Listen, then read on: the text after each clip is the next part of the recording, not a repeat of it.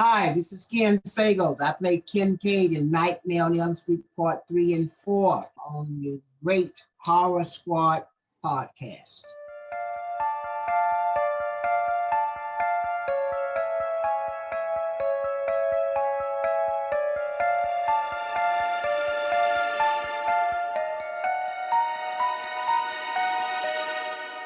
Hello, everyone, and welcome back to the Horror Squad podcast. This is episode number 381, where tonight we will be talking about Friday the 13th, Part 7.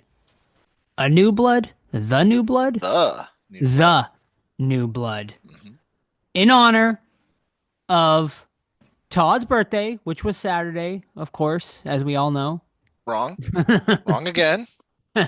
It's on Star Wars Day, which they stole from me, and That's right. I have a litigation against Disney, Mhm. which I will lose. So I'm just kidding. But yeah, But yes, in honor of Todd's birthday, Todd, you picked this for a specific reason or just any old reason at all? I picked it for two reasons. Originally it was going to be Cannibal Apocalypse, which is a film I blind bought and never watched, and it stars the dad from Nightmare on Elm Street.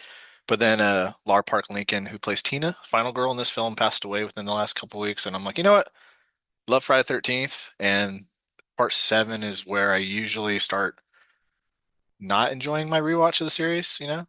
So I'm like, let me watch this one fresh eyes and uh, see if my opinion changed, which it did slightly, but it's yeah, we'll talk about it later.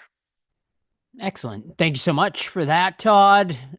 Yeah, I haven't watched Friday the 13th Part 7 in quite some time, so I think I like this decision better, but I don't know. I haven't seen the other one, so we'll see. We are here, of course, as always, with our friend Steve as well. Steve, what's going on? What's new? Not much. Same old shit. Did a lot of yard work this weekend. Oh, I opened my pool. First time I ever opened a pool because, I didn't own a pool before. And of Ballin'. course, the fucking pump is broken. So Oh no. $1,200 later. More money. Yeah. Oh, And I'm also gonna get installed like color changing lights in my pool as well while he's there. big So dog.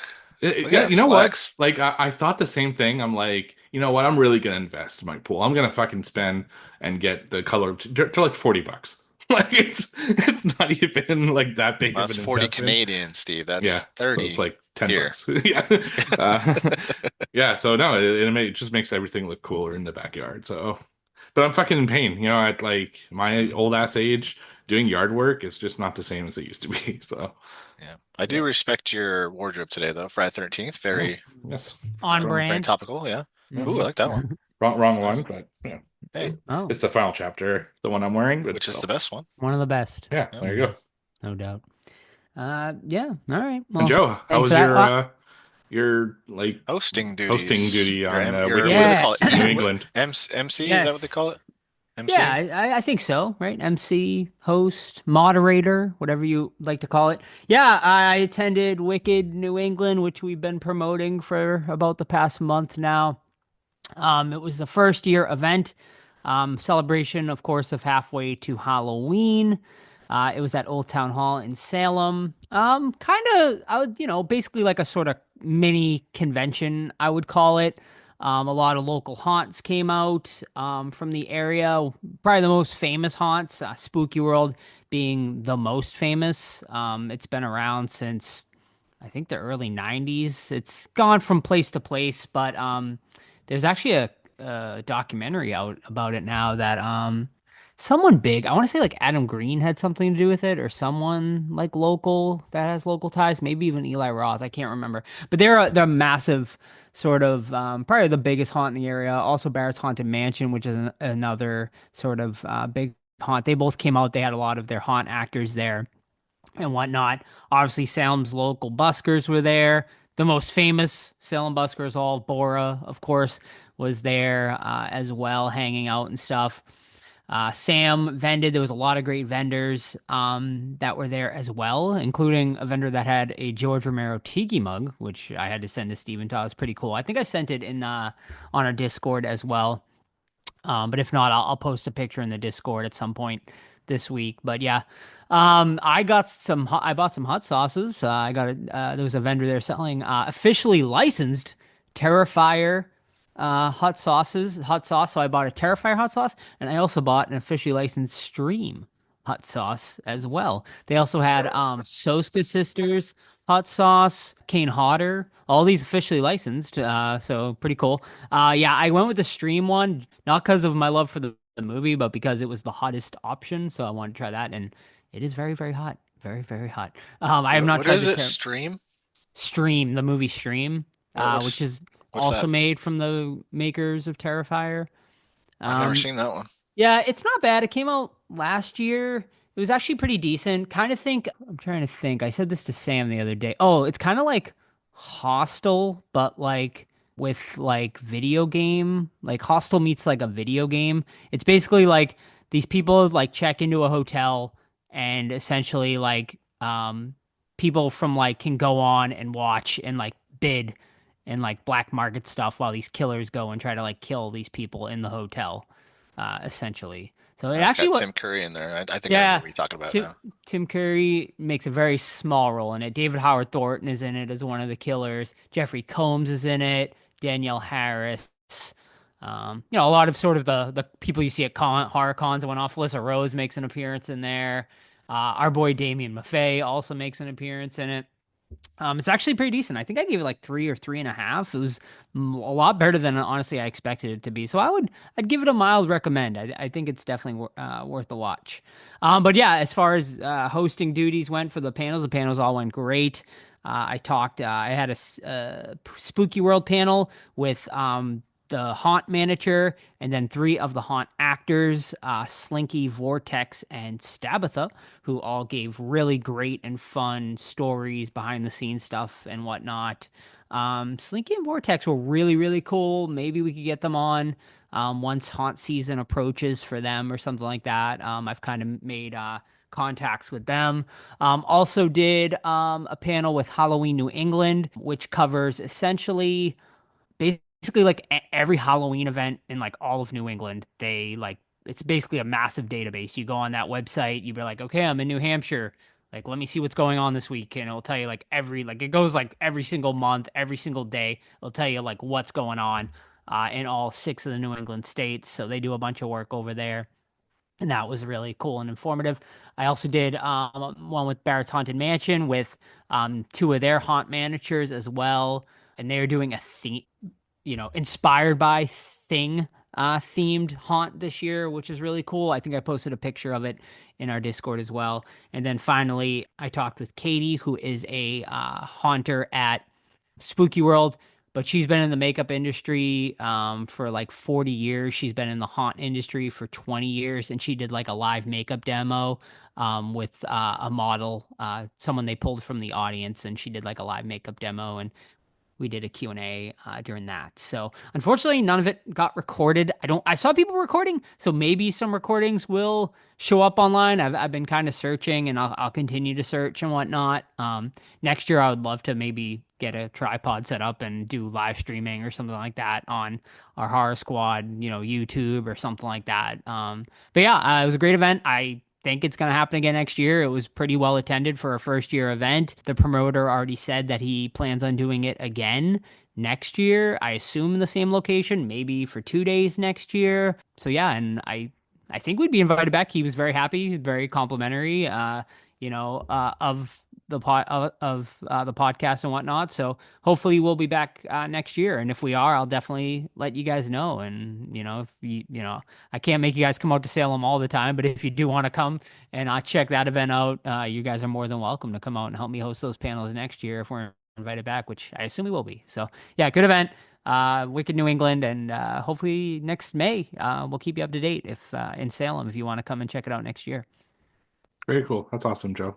Yeah, Yeah. I'll definitely hopefully be Good able job, buddy. try to go next year if I can. I mean, I risk going to Alcatraz, but it might be worth the risk for Wicked Right. New I'm England. gonna send you there personally, Yeah. which Yeah, if you've never been is actually pretty cool. But I know what joke you're going with. I But would love to go to. it's actually pretty cool. I would love to go to Alcatraz.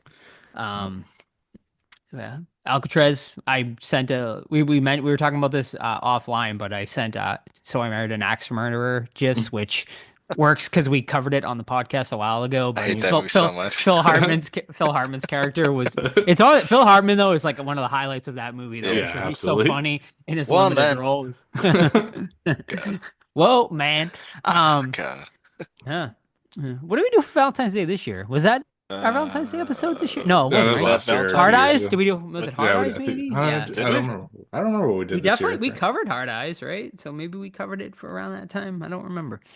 But all right, so we're gonna skip news this week. I know it's been a couple weeks. We're gonna skip it, but it's gonna return next week.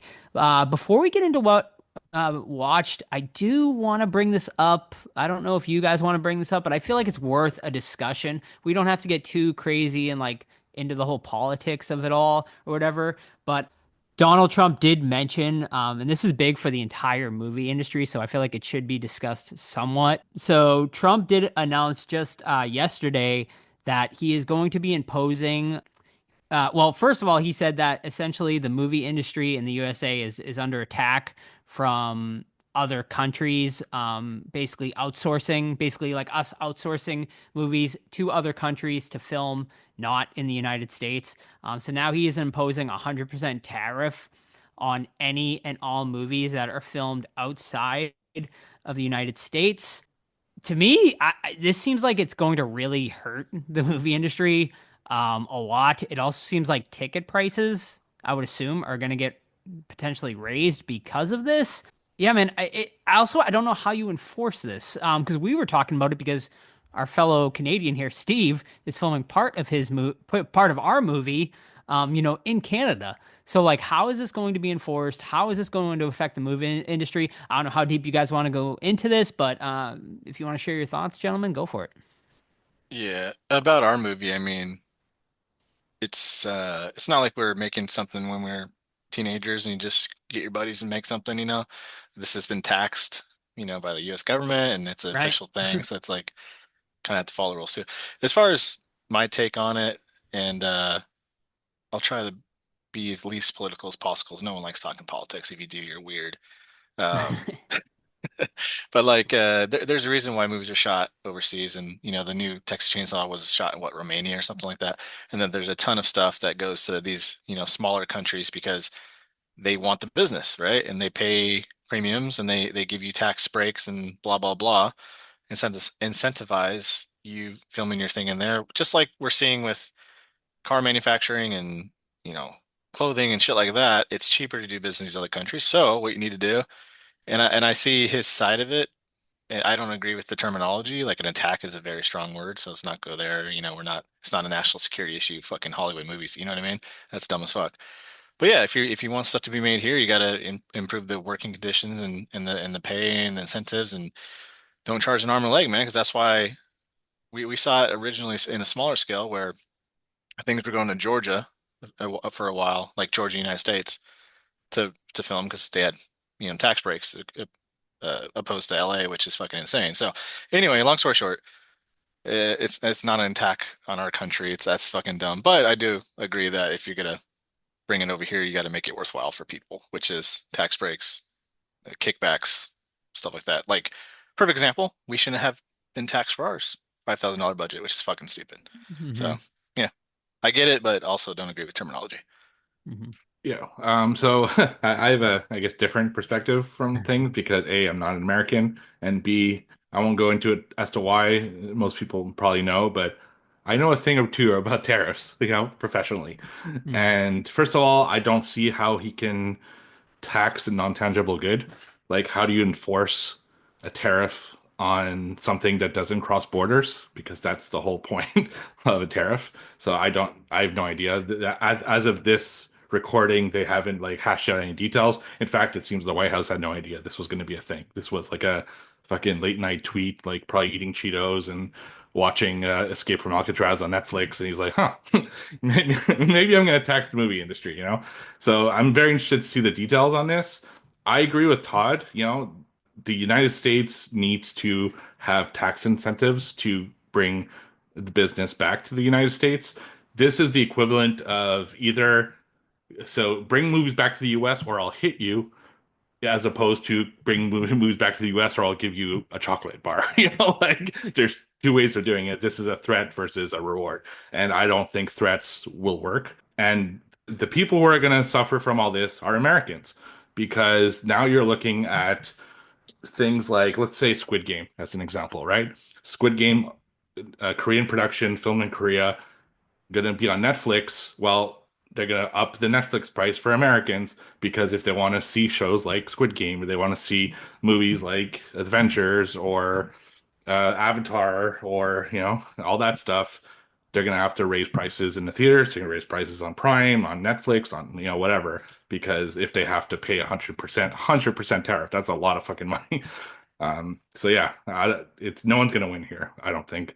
I think it's the wrong approach to a problem that I agree should be looked at. But yeah, it's weird. But again, how the fuck do you enforce this? So we talked about this a while ago.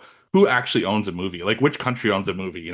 Is it Mhm. where the studio is? Like, the director could be from one country, the producer's from another. It's filmed in 5 countries. It's very fucking, like, it's not as simple as it's an Yeah. American movie. It's, I don't know. It's gonna be crazy, But but I'm looking I forward to seeing.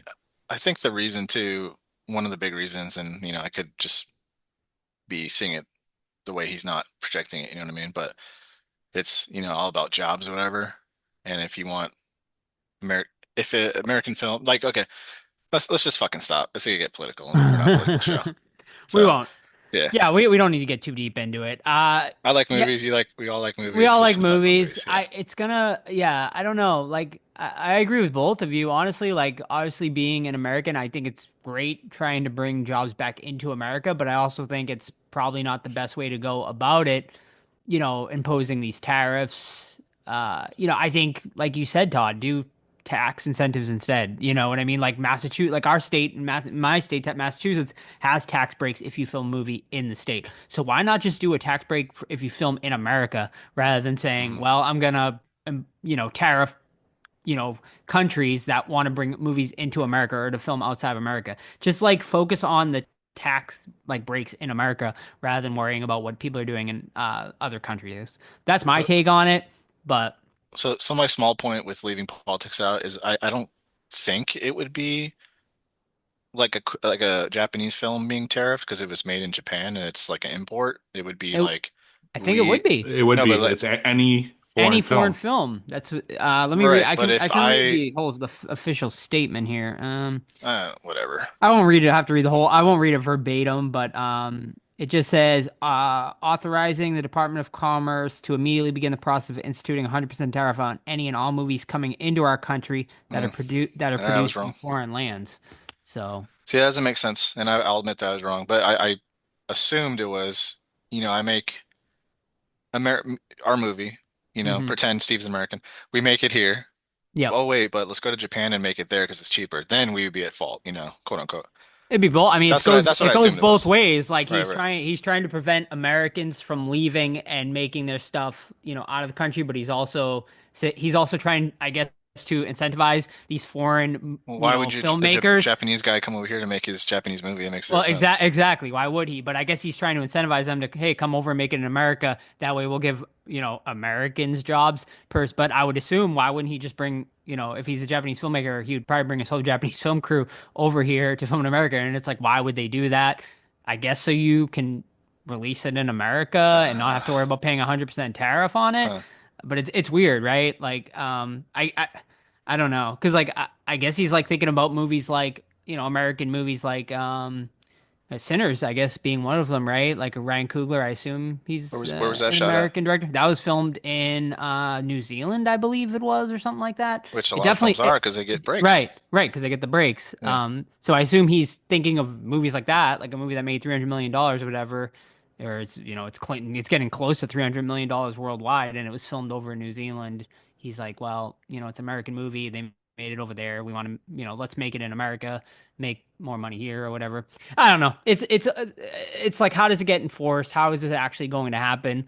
We'll see, how this all plays out, but yeah, hopefully it doesn't hurt the movie industry too much, but I kind of am with Steve agreeing that I think it will raise prices like on everything. Like like these Netflix subscriptions, movie tickets, everything. If he does end up actually going through with it, we shall see. I mean, right now it's just being talked about whether it's actually enforced. Also, I think it's, fair to say that Hollywood is very blue, and having a president that isn't a Democrat in there, like him sort of not threatening, but kind of telling all of Hollywood this. I don't know if it's going to go over extremely well too, based on the majority of politics in Hollywood.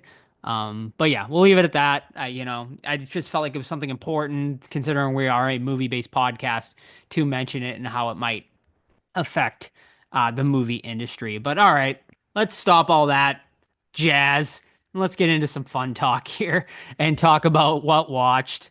So, gentlemen, tell me what you've been watching this week.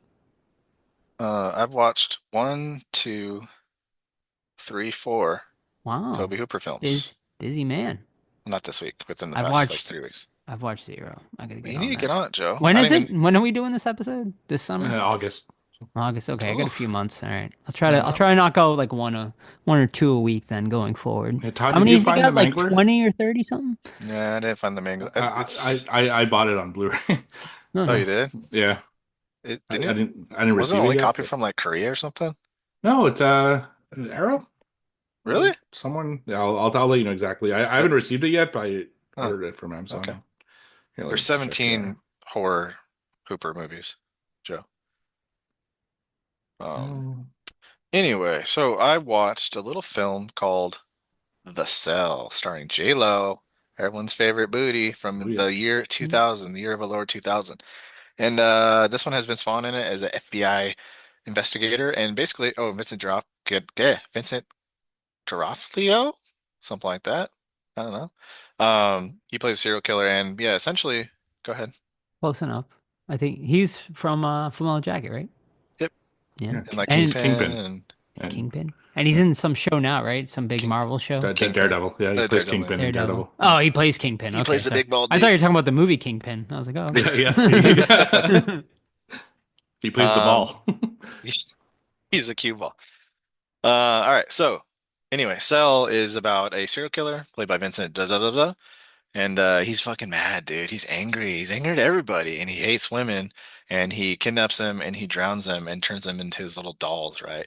And the FBI, played by Vince Vaughn, is coming after him. It's also got Tim Roth too as an FBI agent. He's cool from Tarantino films. And J-Lo plays this like psychiatrist or something, child psychologist, where they have this new technique where they hook up to machines and shit, and then she transfers her mind into patients' minds so they can like meet at their level and try to like help them through their issues and whatnot. And this fucking serial killer gets caught, but he goes catatonic, and they're like, "Shit, he's got a victim. It's all automated. She's gonna die within 40 hours, something like that." So they're like, "J-Lo, you're looking hot, but can you please go into Vincent his mind and try to figure out where this victim's being held?" And she's like, "I'll fucking do it." That's her voice in this. And he goes in there. And Vince Vaughn's like, "Yo, you know what? I can go in there too." That's his voice. And he goes in there too, try to help J-Lo out. And visually, it's really cool. It does have the 2000 CGI that can be hit or miss. Jennifer Lopez, she does an all right job. She's not the best actress, but she looks good doing it. Vince Vaughn, I always enjoy him in a serious role, so I have no problem with him. And it's a little bit too long. It's 107 minutes, and it kind of stretched out, so it needs to be like a little 15 minutes shorter. But it gives me really big Seven vibes, just not as good. So The Cell, I watched that one on Blu-ray, and I don't know if it's streaming anywhere. It doesn't. Letterboxd isn't saying it is, but I'm sure it's on there somewhere. All right. So actually, Todd Mangler I bought is from Arrow, so they make a Blu-ray of it. I did not know that. All right, cool. Look it up. All right. So my first one is a movie I watched over on Plex, and it is 2005's Feed. So this story is an American guy, and he has a fetish where he likes to watch and feed and jerk off to and play with really big women, like morbidly obese women. We're talking 500-600 pounds plus. And he basically like films the whole thing. He gets them naked and he like fucks her folds and like eats food all over her and feeds her and then like rubs himself on with the food and rubs himself with her and all that kind of stuff. And then he weighs her every once in a while and I've seen measures her. this. Yeah. I've seen this now that you meant, yeah. It's a So weird one. yeah, he has like a total fetish, almost like to mention Seven again, like gluttony in Seven. Like he keeps feeding her and feeding her and feeding her until he reaches, like Did she you say reaches feed or live feed? feed, Sorry to interrupt just you. feed. Feed. Got it. Yeah. So yeah, so that basically is a big pervert who does all this. Meanwhile, in New Zealand, there's a cop who's like kind of like into the dark side of the internet. He looks up like really bad things that happen online, and he's investigating different cases. He's done, child pornography, and he's done bestiality and all that stuff. So he comes across this website which caters to women who are, being fed, force fed, and well, not really force fed because the women kind of want it, but anyway, fed. And after a certain while, he's noticed a pattern where the women on the website like disappear, and there's no like they don't know where they go. So he flies to the U.S. to find what's going on and confronts this guy who is running this website and everything like that. So it becomes kind of a cat and mouse of going deeper into this kind of fetishized world of feeding and finding out what the dark secret is behind everything. So I watched this because someone told me about it. Maybe it was Joe, I don't know, a long time ago, and it was never available or anything. So I put all my stuff on a watch list on Letterbox, and Letterbox has this amazing feature where you put all your streaming services in it, and it sends me an email anytime that one of the movies on my watch list goes up on any of the streaming services. So I saw it pop up on Plex, and yeah, I decided to check it out. It's a very perverse film. They go into really crazy detail of him and his, gluttony perversion. It was like, yeah, it was tough to watch. I gotta say, it's if you're not into that, and I'm assuming most people aren't. I mean, some people are, and that's good for you. But it's just, and especially with food. I have trouble watching like food being all gross and stuff, and yeah, it was a difficult watch. I didn't love the police character. I also didn't understand how this cop from New Zealand can go to the US and just like, respect my authority type thing. They do mention it a little bit in the film, like he doesn't really have any jurisdiction in there, but he doesn't give a shit. He's just trying to put away really bad people. And the movie is like okay, it's I don't know. I felt like it could have been a little bit better in the way it was told, and I feel that he meets the guy a little too soon, and then it gets kind of like really weird between them. But it has a really cool ending, and overall, I'd say I enjoyed it. Definitely not something I'll watch again, but it was good for a one-time watch. So that's Feed from 2005, and I get 3 out of 5 stars. Excellent. Thank you. I can't remember when I watched that, but I definitely remember watching it. I may have talked about it on the podcast, but yeah, it's a weird one. All right, my first one tonight is a 2025 release, just released to VOD just this past weekend, and it's a little movie called Screamboat. This one, of course, stars David Howard Thornton as Steamboat Willie. This one, of course, is basically one of the first one announced when Mickey Mouse's Steamboat Willie went into public domain. Since then, I think 3 or 4 Mickey movies have been released before this one, but this was the original one. It is brought to us from, of course, the producers of Terrifier, the Terrifier series. And this one is about essentially the Staten Island ferry. A team basically unleashes Willie, who's been locked underground in this boat for 100 years or whatever it is. There's a construction crew that is down there. They're trying to steal a plate from down there that they can sell like on eBay for money. And they unfortunately release Willie, and from there, insanity ensues as Willie attacks this Staten Island ferry and all of the poor souls on board. This movie, I think people have seen pictures kind of what Willie looks like and whatnot. It's kind of made its way online and whatnot. So after seeing the pictures, I did not watch the trailer for this, but after seeing the pictures, my expectations were extremely low. But I gotta say, the movie, it's not good, but it doesn't pretend to not be like a serious movie. Like it knows exactly what it is, and that is like a super cheesy sort of B movie. And it's for the most part entertaining. Every time Willie's on screen, it's pretty, David Howard Thornton is definitely having a blast. But man, they did such a horrible job of the proportions. Like he changes size like throughout the whole movie, and like it's like half of the deaths really don't make sense because like he'll like stab somebody with something, but if he's supposed to be like a mouse, how the fuck is he like stabbing them with like a full-fledged like a full-size shovel or something like that? So like and then He's at not certain human sized. no. Oh, So like at certain times, like he looks like the size of a normal mouse, and other times he looks like half the size of like a person, and then like the other time he looks like in between that size. It's like so all over the place. But man, I gotta say the gore and the kills are fucking great in this. They're very on par with like Terrifier level like gore and kills at times, which was great. And I gotta say the first half of this movie, like I was like, dang, this is like a really, really fun ride. And then like in the second half, the kill count started, going way down, and the novelty sort of started to wear off.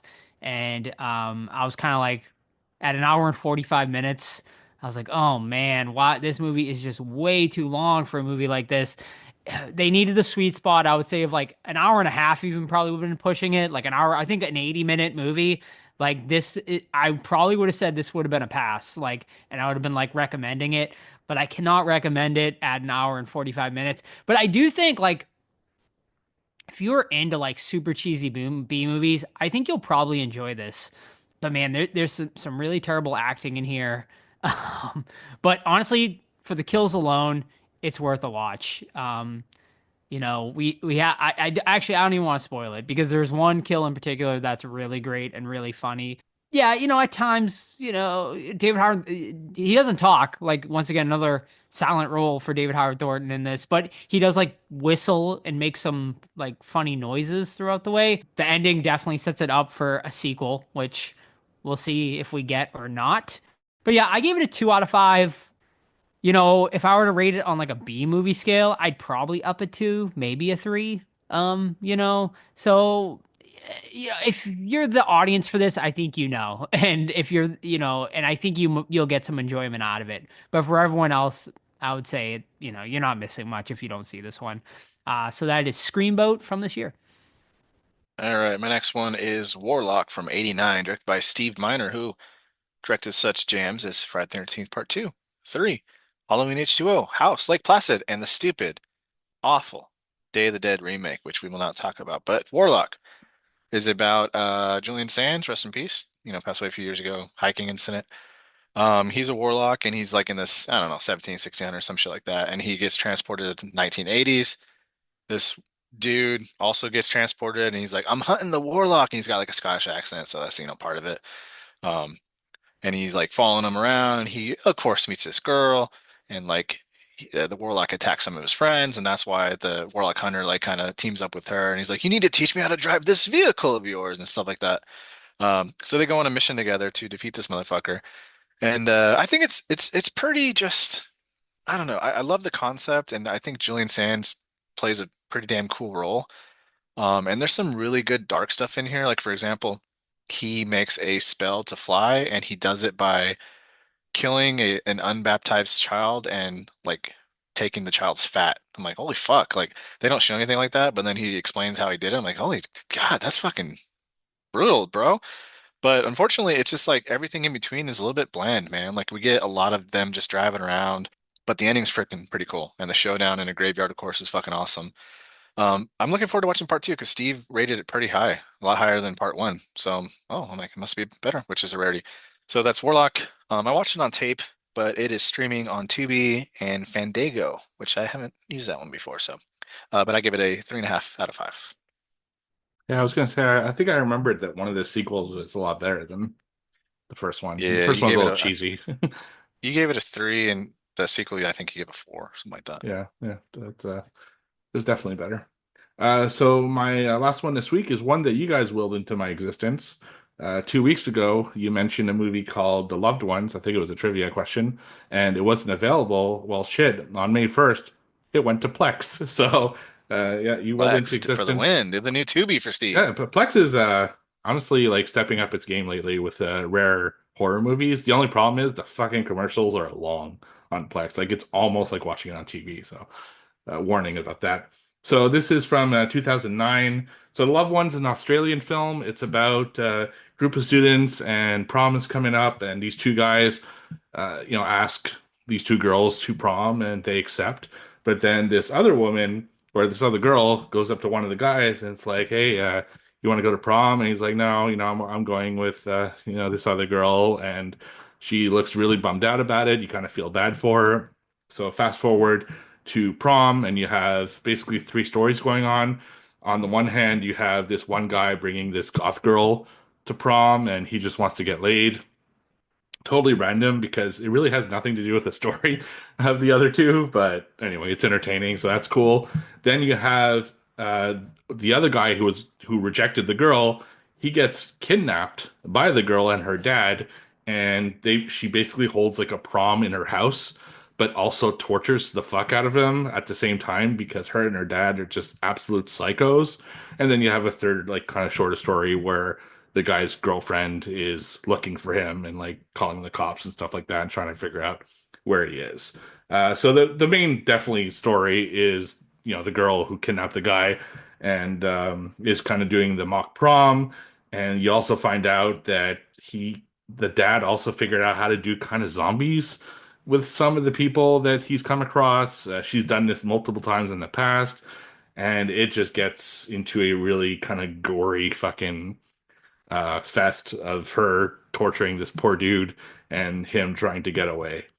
I really enjoyed it. Like I'm glad you guys told me about this one. It's like Joe said, 84 minutes. That's fucking perfect because it was starting to get a little long, but that's a sweet spot for me. I find that maybe they could have explained the zombie thing a little bit more, in my opinion. It's kind of random. It comes into play a little bit near the end, but in a really odd way. I wish they kind of explained a little bit more. There's also something that happens to the guy, which I won't spoil, which doesn't make sense. Like, anyway, he shouldn't be as able to do things as he should with the amount of torture that he's been through. And it's really weird that they have this other side story. And I'm not saying I didn't enjoy that other side story where the guy brings the goth girl to prom, but it's so like it kind of takes you out of the beat of the film. So as enjoyable as it is, it's like, okay, well, I kind of want to go back to the girl and the other guy because this is kind of pointless. But yeah, I would recommend checking it out. I gave it 3.5 stars out of 5. Yeah, it was cool. So that's The Loved Ones 2009 over on Plex. Well, I think they had that her side plot in there because her brother was kidnapped too by her. Yeah, but it's just like it Yeah, doesn't really I get it. it doesn't really come into Mm. play for the Um, story. did you know she plays the new Sonya in the Mortal Kombat movies? Oh no, I Oh, didn't. Yeah, wow. I looked her up. Lola? I'm like, what has she done? No, not Lola, the Oh, the goth chick. oh, okay. Oh yeah, no, Yeah, shit, she's that the was Sonya from the latest one. But anyway, glad you liked it. yeah, it's Very good. cool. Alrighty. My last one tonight is another 2025 release, and it is a little movie called Death of a Unicorn. This one stars Paul Rudd and Jenna Ortega. They are a father-daughter duo. Um, though her mother, his wife, has just passed away. They sort of have this weird, sort of broken relationship going on. He brings her along on a business trip where he is to meet his boss and the boss's family. While they are driving to the boss's house in like the middle of sort of this like no man's land nature, they end up he gets distracted and they end up hitting a unicorn along the way. And from there, hilarity and insanity ensues.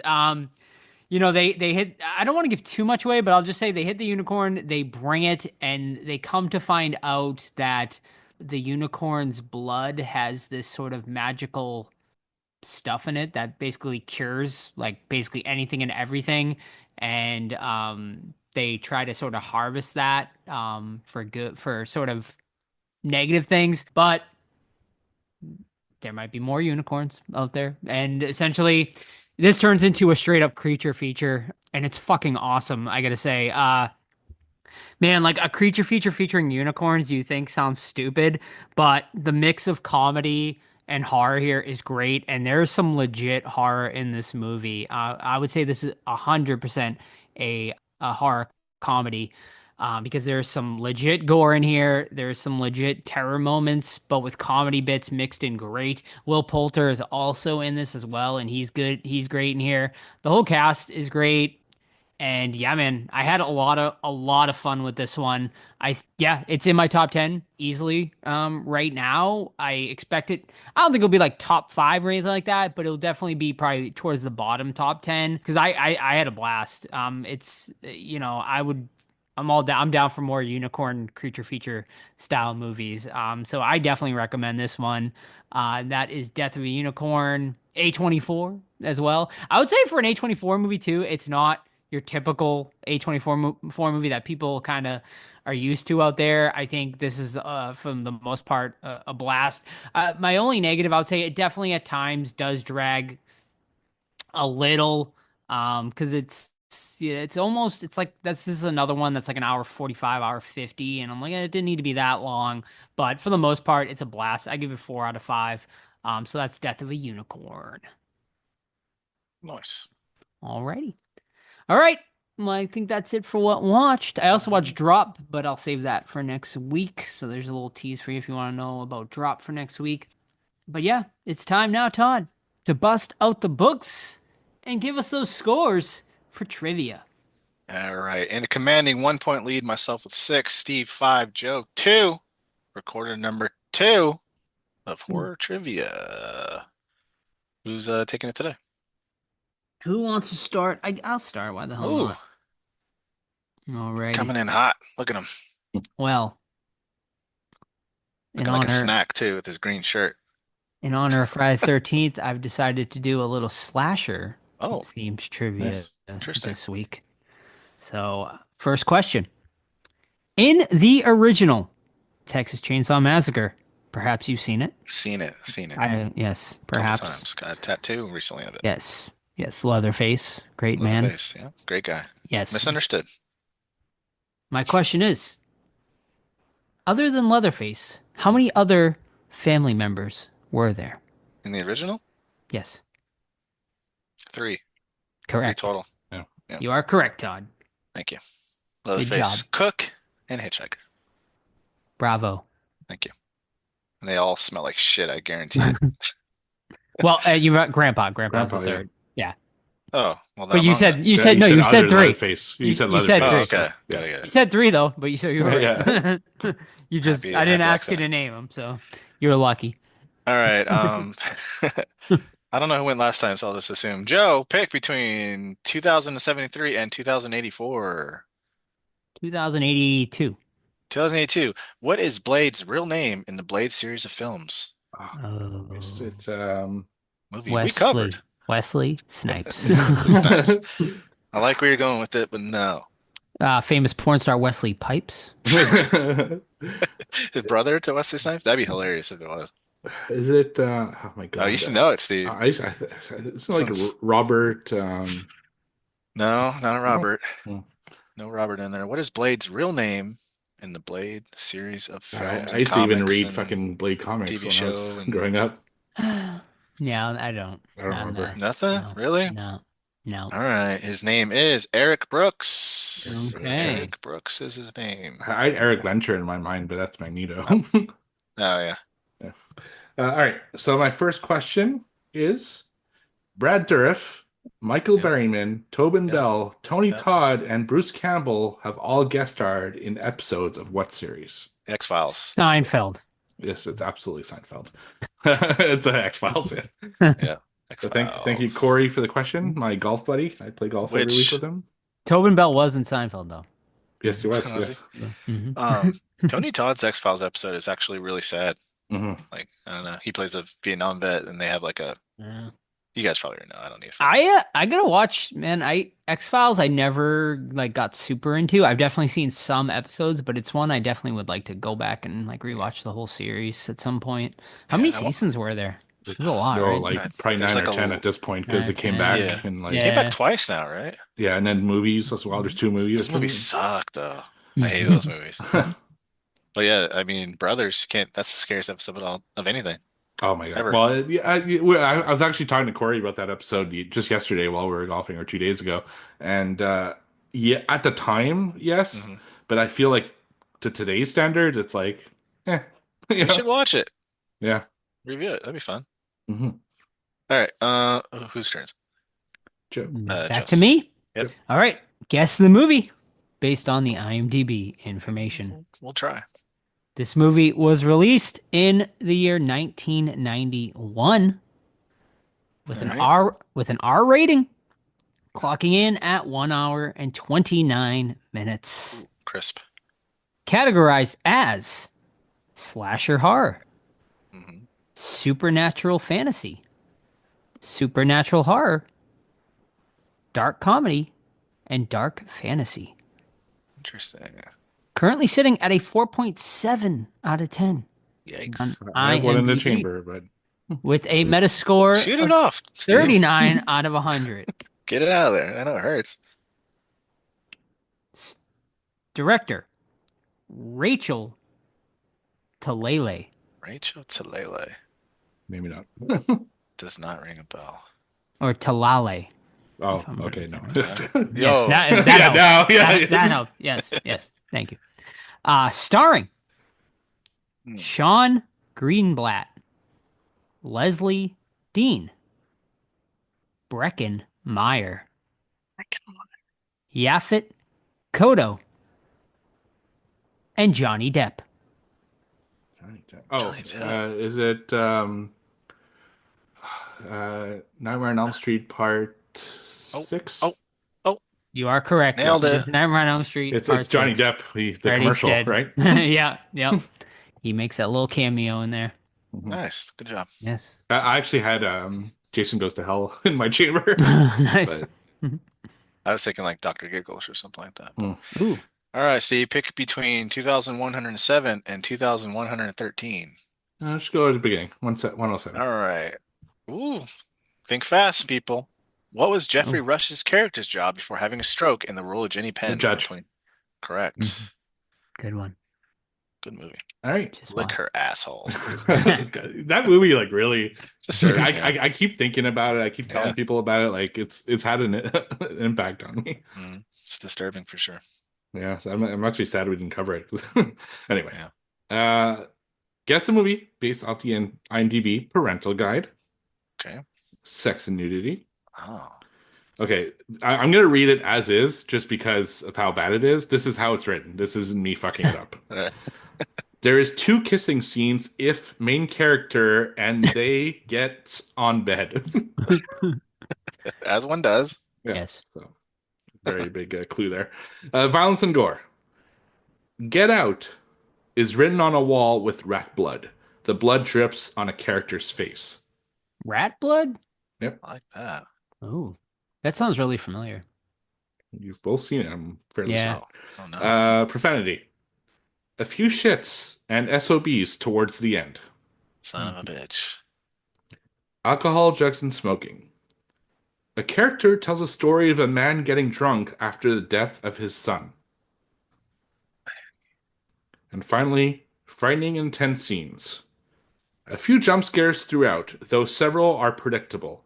A pause and then a loud noise with a shocking image, i.e., flickering words, a ghost hand, a silhouette in the attic, a doll quickly moving its head.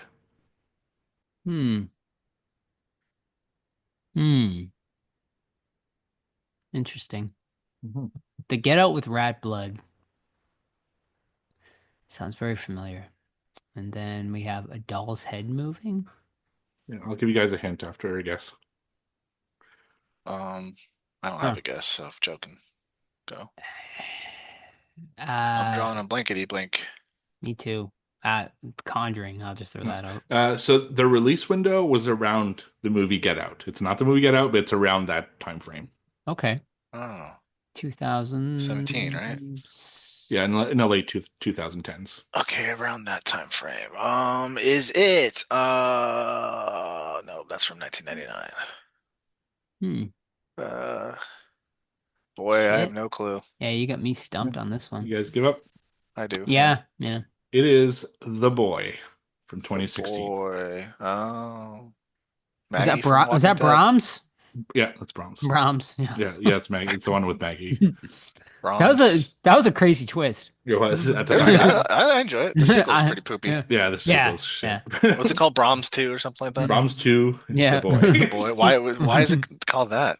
Why not The Boy 2 Brahms or something? I don't know. Right. That makes sense. All right. Wild.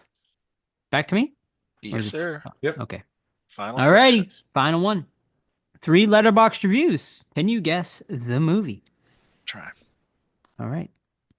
This one also, I grabbed this one from our buddy Slasher Dude, 87, nice. over Nice. on Letterboxd. I've watched this every October since I discovered it, and it's definitely one of my favorite horrors. Cool masks, crazy looking faces, decent kills, good set designs, Uh-huh. fast paced, and Uh-huh. entertaining throughout. Interesting. Number 2, they weren't clowning around. Man, And- I don't want to blow this fucking. Me neither. And the final. I will never get over how cool they looked behind the masks. Killer. Trick or treat? Oh, no. Incorrect. Behind the masks. Whew. Hmm. Funhouse? Incorrect. Haunt. Haunt is Oh, correct. yeah. That's a good Sean. one. Yeah. Good one. Fucking Damien Maffei in the house Mm-hmm. with his deep ass voice in that movie, right? That's the one where he's like, "Who's Carl?" Yeah. Or something. Yeah. Mhm. Yeah. Nice. Good question. Yeah. He was. I remember like a while back. He said they like had a script in the chamber for they were gonna do a prequel and everything. I don't know what happened, but maybe we'll see it one day.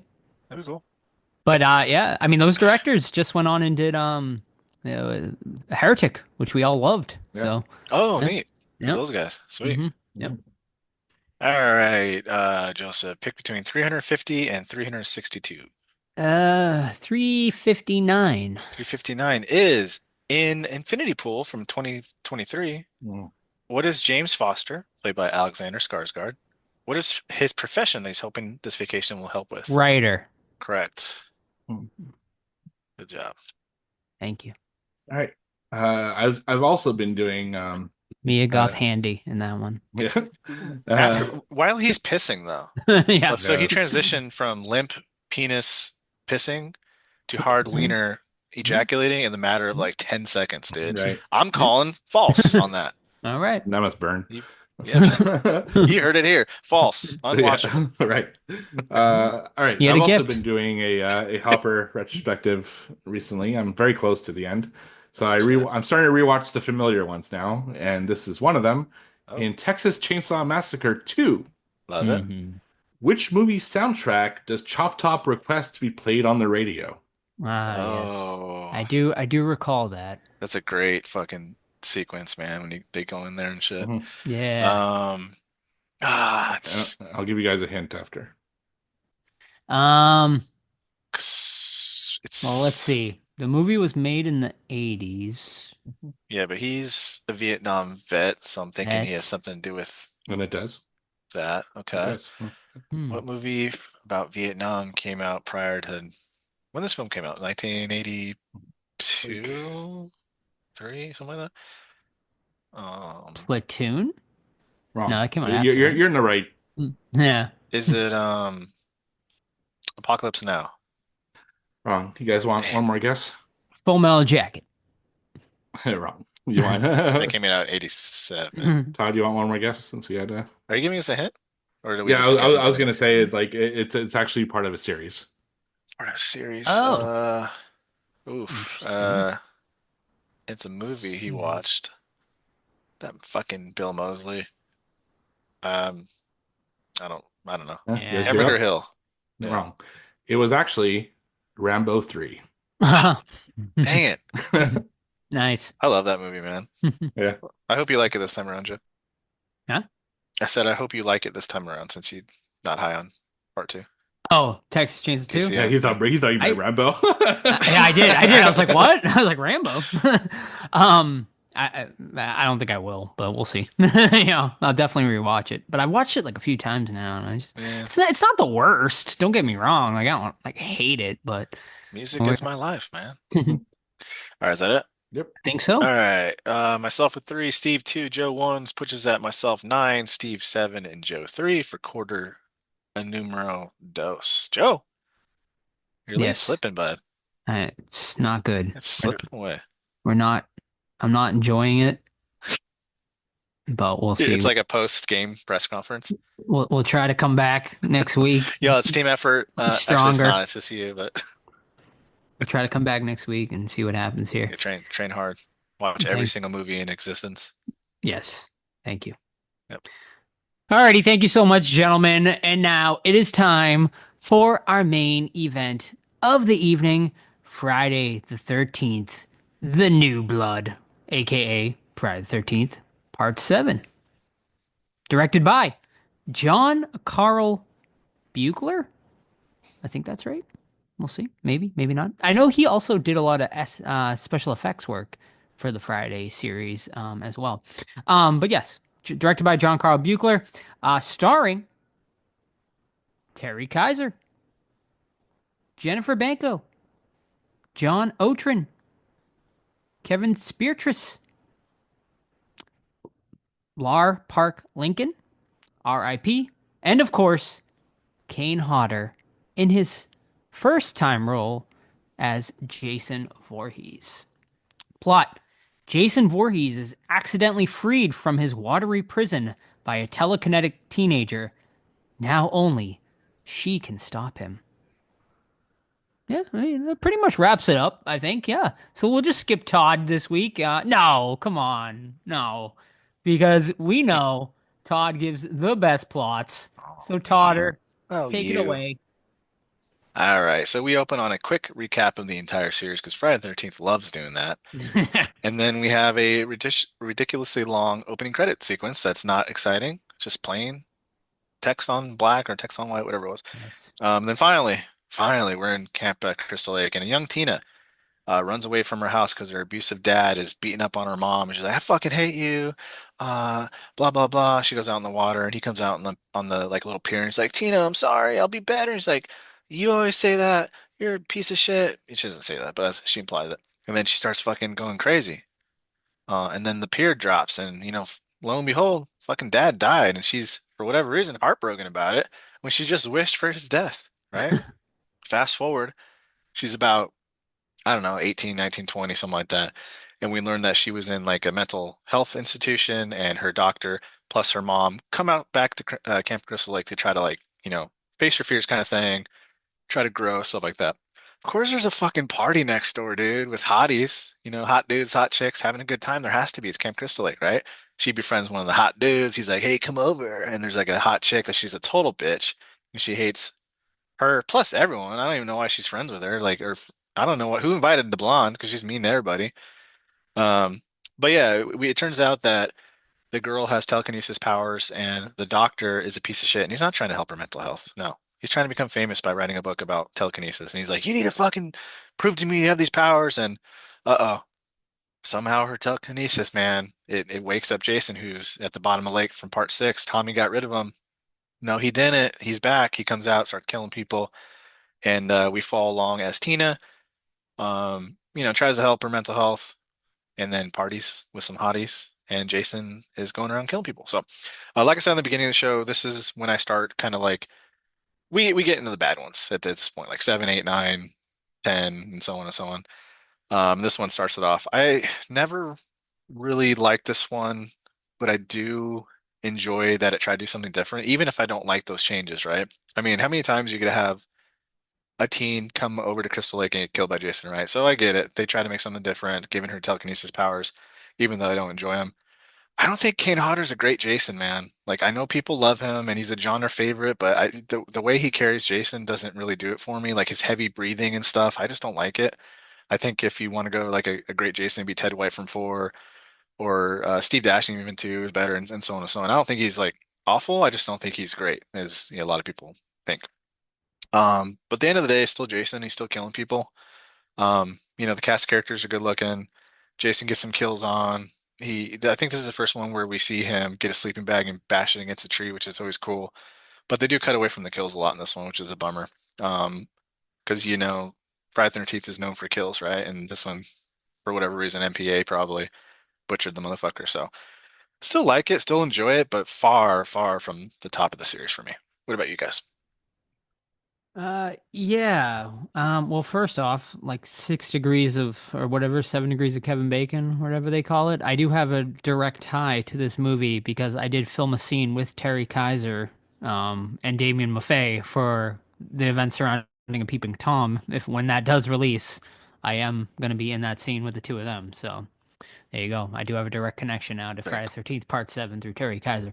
Um, yeah, I mean, I hadn't seen this one in a while either, but I always remember kind of liking this one because of the sort of telekinesis angle they took with it. And I agree with you, Todd. Like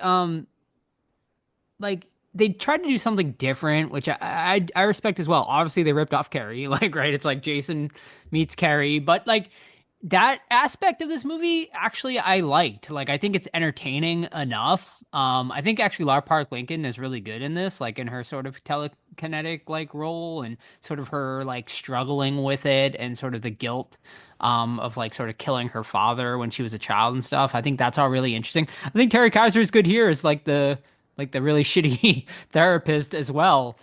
Yeah, and like the whole cast of characters is like pretty decent here and whatnot.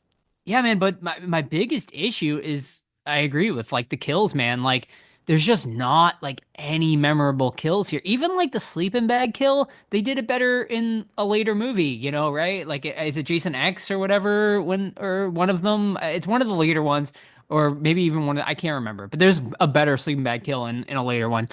Yeah, man, most of the Jason kills, X. yeah, is it X? Yeah, most of the kills are just like pretty forgettable in this one, and like you said, most are off screen. The body count is very high, but just nothing super memorable. And just like I don't know, it just kind of meanders about for a lot of the time. I just felt also, I feel like they struggled maybe with the budget too, but they did save their budget for the best part, which is the ending when she goes like full fucking carry mode to take down Jason, which I think is probably some of the best and most entertaining parts of this movie. Um, yeah, I mean, I don't get the infatuation with Kane Hodder as Jason either. I mean, I get it. He played Jason at the most times, but also in the probably worst Jason movies as well. So I do find that fascinating as well, why the horror fans, I guess, levitate towards Kane Hodder so much. Maybe, I don't know. Maybe it's like our age, like I don't know. It's fascinating. Something I would like to study one day and write a paper about maybe, but that's for another time. Write Um your book, man. yeah. But yeah, man, I think it's a respectable entry. It's definitely far from the worst, but it's far from the best as well. Yeah, I disagree. I don't like this Oh, one. I okay. just it's probably my second least favorite after only Jason Goes to Hell, which I really didn't like. I don't know. I find it so fucking boring. So the kills are really like kind of dull. At one point, Jason grabs this fucking like really killer tool with a like saw blade at the end of it, and he like fucking scratches someone with it basically, and then like, come on, what the fuck? Like, why didn't you do something like that if you're not gonna use it in a really cool way, you know? I thought I was starting to have a fucking Mandela effect here with the sleeping bag kill, like thinking like, Jesus, he only hits the the tree once with that sleeping bag. It's so dull. The telekinesis stuff, like it's cool on its own. It just really did not fit in this world for me because it really comes out of nowhere. And I don't know. I guess I've seen so many movies that do telekinesis that this one just feels like unnecessary. I actually disagree with Todd in the sense that yes, it does get stale of the same old thing, but if they do it in unique ways, they could still have people at Crystal Lake get killed. It's like I don't know. It's almost like I would prefer that than having going a little too far off the deep end with this one. And yeah, there's just a lot of weird shit in this movie, that I'll discuss like in detail a little bit later. But I was struggling to stay awake, to be honest with this one. It's boring for me. I gotta say though, I think this is one of Jason's best looks ever. Like he looks great in Yeah, he this has a cool movie. look. Like he's got like sort of that like slimy. I think this in part 8, maybe. I mean, 4 is really cool too. But I don't know. There's just something about him in this one, and maybe that's why people like Kane Hodder so much. Is like he had the coolest sort of looks. Because 7 and 8, I think he looks fucking awesome in both of those. But yeah, sort of, and you get like fully fucking unmasked zombie Jason in this one at the end too, which is fucking really cool. I kind of wish they did more with unmasked Jason at times. I think it might have been pretty cool. I know the hockey mask is so iconic, but I don't know. I wouldn't mind seeing a movie with like unmasked Jason for like 90% of it. I agree. And just to your point, I was gonna say, do we like Jason Unmasked? But it sounds like you did. I loved it. And I Loved didn't. it.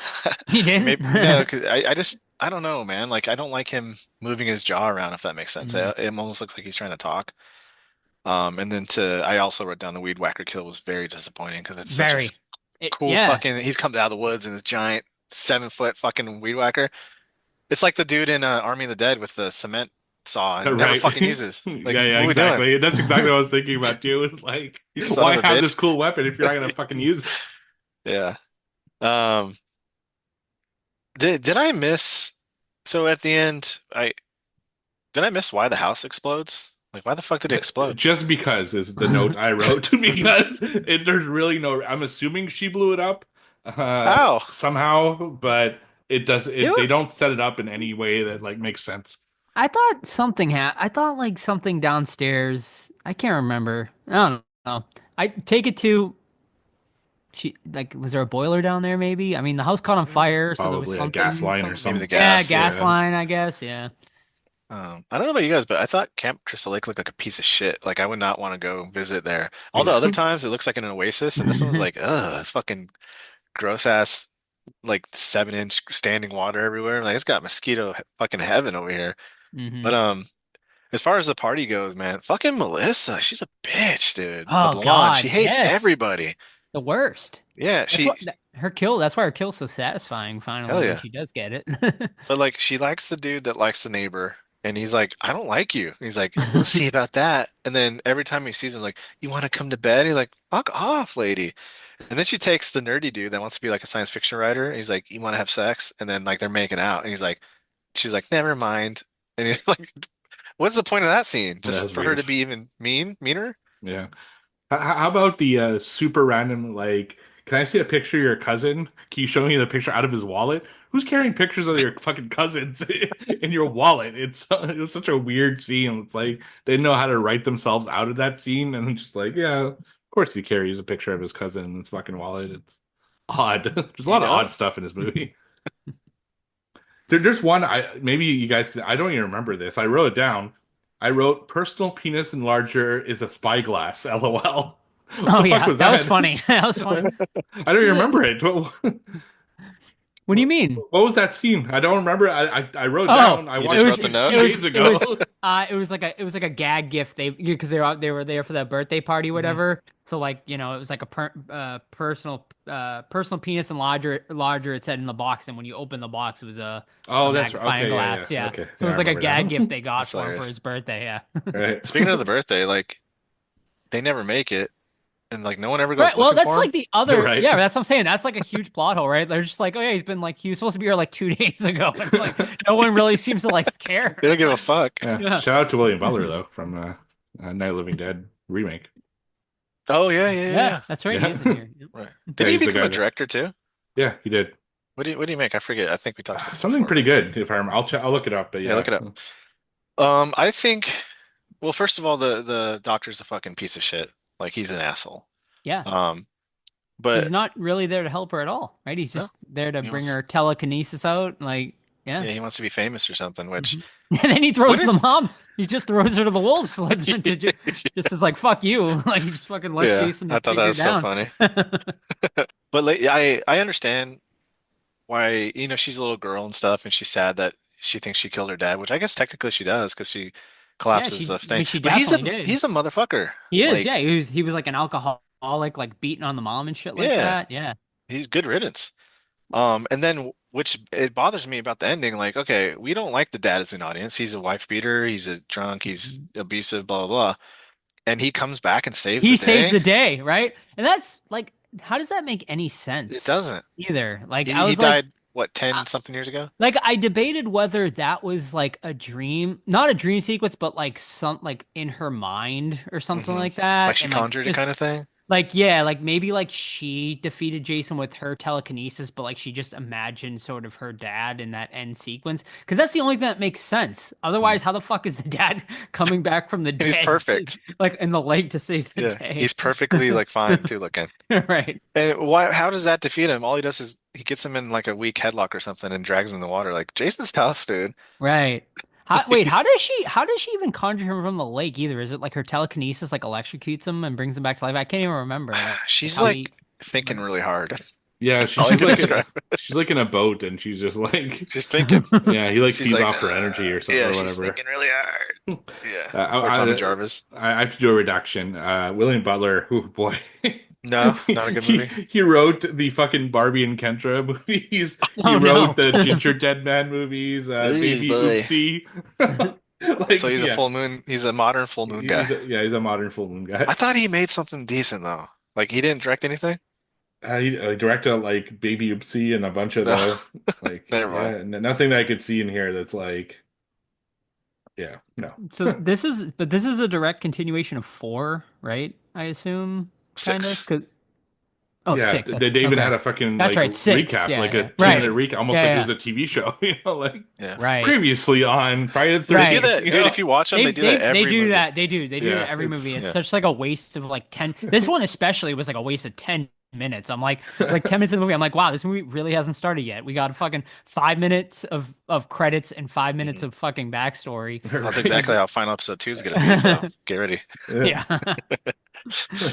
But Um, there's a couple of interesting tidbits I was just reading on IMDb, but you're right, Todd. There was a lot of interference with the MPAA. ugh, bastards. John Carl Buechler said that to avoid an X rating, they had to submit the movie 9 times to That's achieve an ridiculous. R rating. And they said it's basically the most heavily censored entry in the Friday the 13th It shows. series. It does show, and it shows severely, honestly. But I just feel like they could have gotten away with a little more, like gore Right? and kills, like because they're like everything just seems so tame. Like I feel like they could have gotten away with a little, but maybe What I else don't came know. out in that year Was for was horror? this what year is this? 87, 88 this came out? Probably I 87 mean, is almost every when year. did like the whole like MPA like the whole censorship thing with Twist D Snyder and like that whole It's thing? probably Oh, Was around that this a time. it was probably around this time, right? So maybe that, they were really cracking down on Yeah, like it's probably around violence. the Reagan era and like Yeah, video nasty lists or around this time too. right. So yeah. Well, dude, if it was 87, Nightmare on Elm Street 3 came out, and that one's got some Yeah, it's brutal got shit great in it. kills. So Yeah. it doesn't make Evil Dead sense. 2, same year. Bad Taste. Well, that was an American film, but Evil Dead 2. Yeah, there's Jaws of Revenge. There's Stepfather. There's a bunch of Yeah, Hellraiser. So yeah, there's no excuse really. Like none. someone just got lazy. It's like okay, Lazy let's bitch. cut everything. Yeah. Also, Paramount destroyed all of the outtakes, so there will Mm. never be a director's cut or anything like that, unfortunately. 1988, by the way. So we're 1 year off on They that. said there are some bootleg work prints with her, but it says they're horrifically low quality, but they are Mhm. apparently out there, so you might be able to find some of it on IMDb. Kane Hodder also set a record for the longest controlled burn in this movie at Is that before or after 47 his accident? I don't at know the 40 time frame. before this was after because he actually I went to one of his Q&As and he talked about it. It happened when he was like a teenager, Oh like wow. just starting out in stunts, and like he said it was like some like local news thing where like he Jeez. did it, and that's when he got like third-degree burns all over his body. He was really young when he did that, so it was definitely before this. So so we're right here. 1988 is when the film came out. Films like Night of the Demons 1, The Blob, No, the Sleepaway Camp Demons was 2. definitely like I feel like worse than this. Oh yeah, Child's Play Yeah. 1, Killer Clowns. Yeah, there's a ton of stuff that was brutal. So I Hmm. just maybe they just I don't know, got him on the wrong day. It could have been their studio too. There's like, basically like it's their own rules. That's true. I don't know if you guys talked about this because I was looking up William Butler, but how fucking bad her fight with Jason is. Like the slow fucking moving items that are going after him. Like Yeah, it looks some of awful, man. yeah, I mean that's the one thing. Like I really love the telekinesis well, I wouldn't say I love it, but I like the telekinesis aspect of this, but man, some of it comes off so fucking corny, like at times, like Yeah.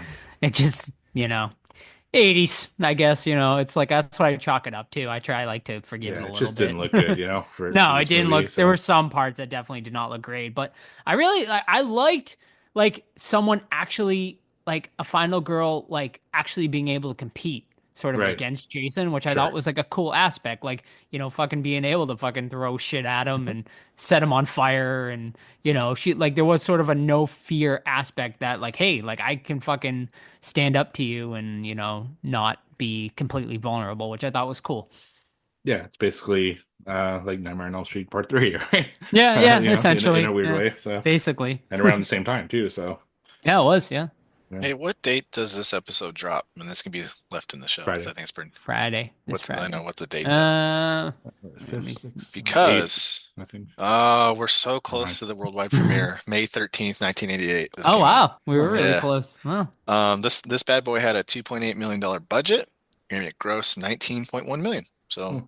made some money from ungrateful Mhm. bitches cutting it. Ooh. Yeah, right. So Definitely here's begins the downfall of this series though. so due to Absolutely. cuts, here are some of the I mean, we talk about how tame the kills were, but here's what if we actually were to get it real. Maddie's face getting stabbed in the woodshed, Nice. Dr. Crew's body being cut in two in the woods, a longer death and sleeping bag scene. Russell gets an axe to the face by the lake. Jason holding a severed head, and an ending scene of Jason jumping out of the water and grabbing a fisherman. Sick, So dude. I Yeah, love it. maybe would have See been a better, that? yeah. that would I'm be a giving it a good 4 out of 5 right now right. based on that. Right. Yeah. So this could have potentially been one of the better Jason movies, it sounds like. But once again, of course, the MPAA has to really just ruin everything, unfortunately. Right. All right, that's all really I had. And with these movies, like we've Yeah, discussed, man. not a Friday, lot they're to so like discuss. basic and like to the point, but yeah, man. Larpar Lincoln, once again, rest in peace. Just yeah, gone too soon, really. Did either of you ever have the chance to meet her No. at a con? No. No.